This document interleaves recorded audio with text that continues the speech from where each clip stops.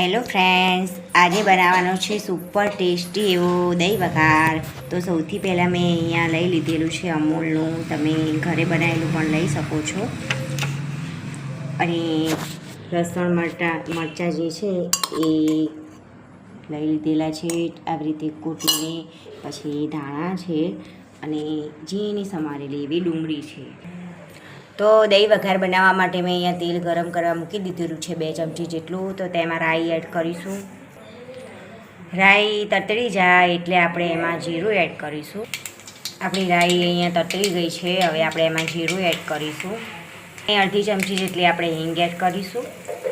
હવે લસણ મરચાંની પેસ્ટ આપણે અંદર એડ કરીશું. હવે આપણે ચોપ કરેલી ડુંગળી પણ અંદર એડ કરી દઈશું.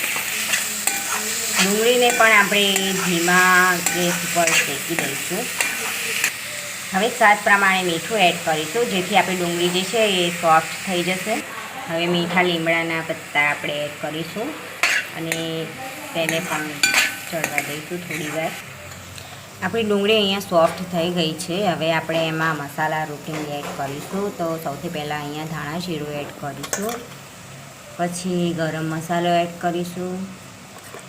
પછી અડધી ચમચી જેટલી હળદર એડ કરીશું અને લાલ મરચું પાવડર એડ કરીશું. અને મસાલા બધા આપણે અંદર મિક્સ કરી દઈએ.